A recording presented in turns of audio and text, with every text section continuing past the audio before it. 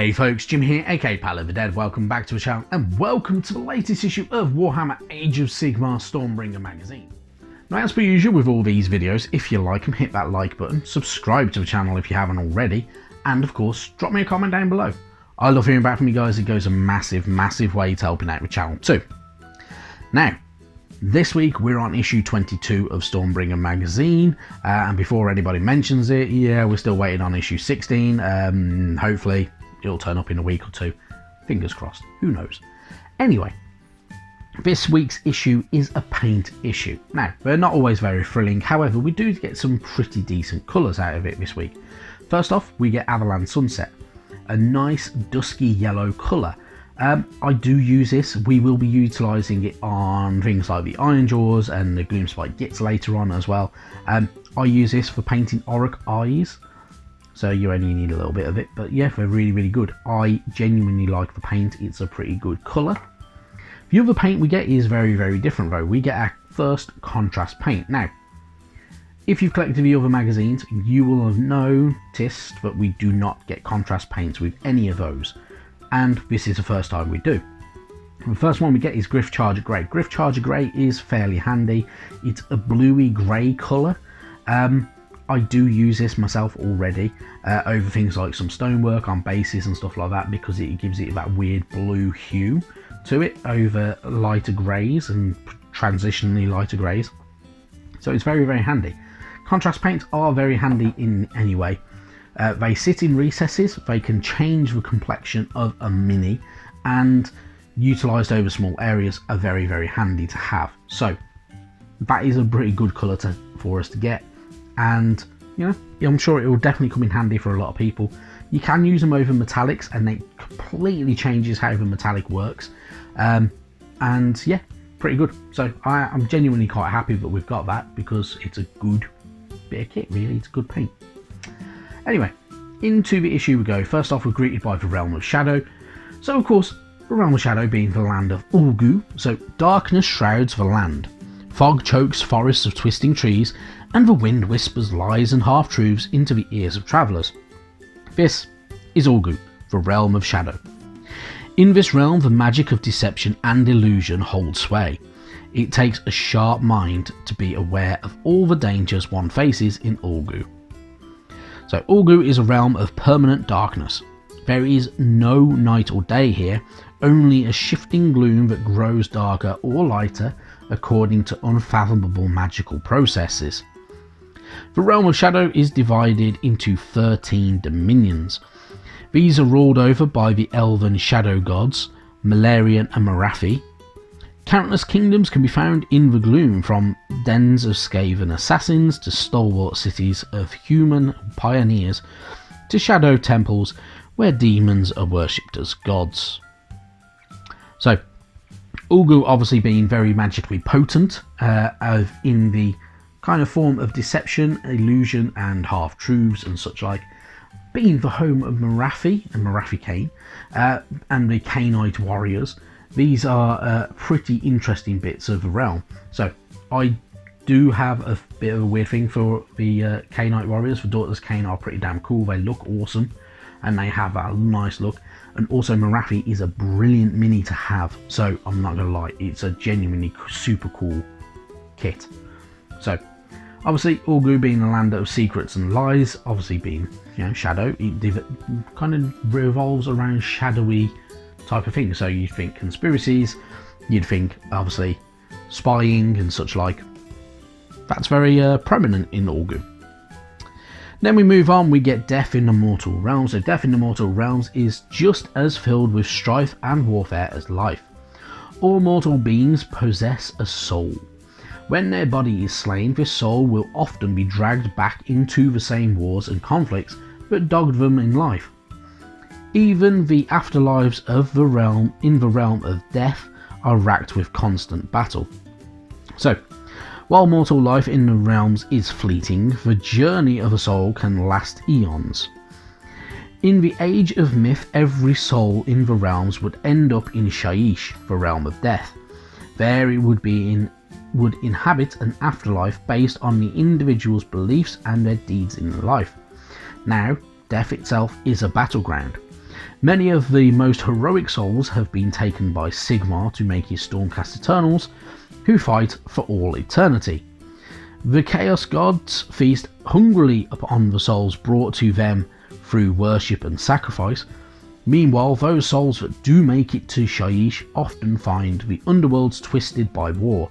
Nagash is constantly expanding his deathly empire, turning once idyllic afterlives into places of brutal and unending punishment for his unliving subjects. So, death in Immortal Realms is not the end of anything really. So if you die in Immortal Realms, you could, if you are heroic, you could become back as a Stormcast Eternal, and there you will fight the endless war on behalf of Sigmar. If you are devoured by a Chaos God, you will go off to the Chaos Realms and your soul will be forever interred and devoured by these gods who gain power from their souls. Or if you do make it to Shyish, the land of death, Nagash will rope you into his services, whether you become chances are you'll become a Nighthaunt. Sometimes your half soul will get interred into things like the good old Ossiarch Bone Reapers. If you are an inhabitant of Shyish, chances are you are living under the subjugation of Nagash, who requests a bone tithe, and that tithe then becomes more of the Ossiarch Bone Reapers and so on. So, constant war for a constant lifetime, and yeah, every soul cannot escape it, whether they want to or not. It just is the way it is. But otherwise, really cool. Right, so body and soul. So Nagash and his acolytes claim sole dominion over the dead of the mortal realms, and the souls of the dead of the fallen are transformed into wretched shrieking geists. Meanwhile, the bodies are animated with dark magic or fashioned into vile constructs. Or if you are unlucky enough and you are subjugated by eternal slavery by the gods of chaos, they will inter you, and yeah, you kind of don't want that if you are a Sigmarite or anything like that, or even if you don't really care for the chaos gods. Definitely not what you want. Then we move on. We get some of your Stormcast Eternal bits and pieces. So this is how to give your champion origins. So it is a D3 by D3 chart. So if you roll 2D, so basically 2 dice, 2d6 dice. If you roll a 1 or a 2, it'll be a 1. If 3 and a 4, 2, 5 and 6, 3. So you can give your champions of your Stormcast Eternals a bit of background, a bit of life, utilising this chart, which is not too bad. It's pretty good. It's a different way of doing it, so why not? So, for instance, if you rolled a 1-1, this champion was once a legendary monster hunter who spent their entire life tracking the realm's most terrifying beasts.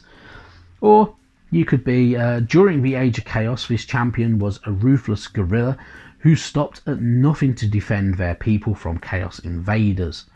So, it gives you a bit of randomization to give you a bit of backstory behind your characters and your Stormcast Eternals, which isn't too bad. Not 100% necessary, and most people will not utilize that unless they are using a kind of an actual story, want to give their battles and their armies an actual story behind everything, which yeah, isn't too bad, but yeah, pretty cool. It's different, something cool. And you can even give the soldier origins and creature origins as well for the things like the Griff Chargers and Griff Hounds, I would imagine, as well, which is pretty cool. You can also do exactly the same kind of thing for your Cruel Boys. So, the plans of the bosses. This is to give your bosses a different plan, so using the same kind of chart. For instance, the boss, this boss allows himself to be captured by enemies so he can observe their defences from within before sneakily slipping away. On the other page, giving the soldiery and the plans of the boys. For instance, they could be the boys always know where the weakest point in the enemy line is, and they unleash their full fury on the weakest foes. And even the plans of a weedy gits, which would be things like hobgrots. So things like these grots make sure to befriend dull-witted beasts like Troggoths, so they can have larger allies to rely upon in battle, and such like. Very, very different. It changes the way that they work, and gives you a bit of story if you want to utilise it. Entirely up to you. Moving on though, we get more information about paint technique. Paint technique is obviously very, very handy to have. So utilizing your brush and using shades. So for instance, using a shade, going over everything when it's dry, it can look a bit like that and looks a little bit dull, doesn't have super amounts of colour, it just sits in recesses more than anything.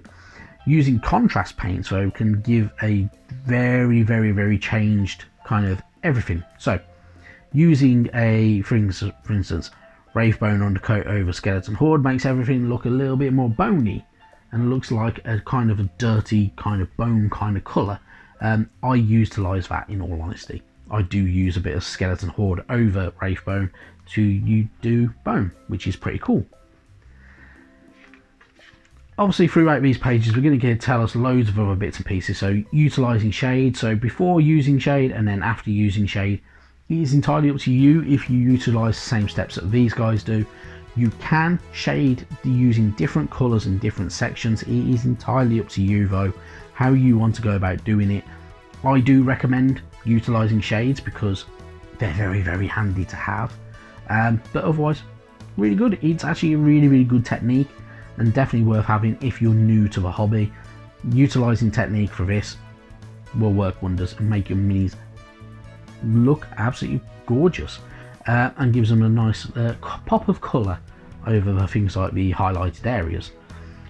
Things like your bigger models, so like the kind of the bigger scenery we'll get later on, utilising your shades will change how it looks massively. You are going to want to do a little bit of kind of a texturing and stuff like that if you wanted to. You can just go with the way that it's done here, so where they've got like the shade going over and then you can paint up the doors a different colour if you wanted to. I personally, if you're going to do something like this, I always like to kind of slightly change certain kind of bricks, so certain bricks I'll do a slightly different colour, so it looks very, very different then. And then it changes massive amount of complexion to your mini, which is pretty cool and a different way of doing it as well. And then you can also edge highlight things if you wish to. Then you got more and more, so utilising your Avalanche Sunset and your Griff Charger Grey, entirely up to you if you want to go about doing it this way. Obviously painting up the yellow tassels is a very nice touch on things like the Crawl Boys, but otherwise, you know, you can't go wrong with it, it's pretty good. Using your Griff Charger Grey over white does obviously, as I say, turns things a bit blue kind of colour, so a bit of a bluey grey, which is quite nice and does look really good. So it's not bad at all. Pretty good techniques and skills to have there. Then we move on, we get more information for our rules and our main core rules, utilising your keywords, your armies and such like as well. So obviously keywords are going to come in very much later on, of how to utilise certain things, and your keywords you get at the bottom of each war scroll, and away you go. But otherwise, really good stuff. It's pretty handy to have a good read through it to understand bigger battles later on. Then we get into our last battle, so our battle for the week, should I say. Bit different, so utilising kind of two corners and then having quite a bit of space there, which is a bit of an unusual way of doing it, but you know, it will work. It's a pretty decent battle as well, so definitely one to have a go at, but otherwise really, really good stuff. And then finally, next week we get our Lord Aquila, which I must admit I'm looking forward to, on his Griff Charger, which is a pretty cool model. And then in issue 24, the first of the Gloomspite kits, we get our Loon boss. So he has that moon-faced helmet, a crescent sickle, which is pretty cool, and he's standing on top of some mushrooms because, you know, they are the Gloomspite Yits and they do like their mushrooms. Otherwise, really, really good stuff. Obviously, the magazine is really, really ramping up and we're going to get some really cool units going forward. All stuff that I must admit I'm looking forward to, and I hope you are too. But otherwise, thank you very, very much for watching, and I will see you sometime soon. Bye bye now.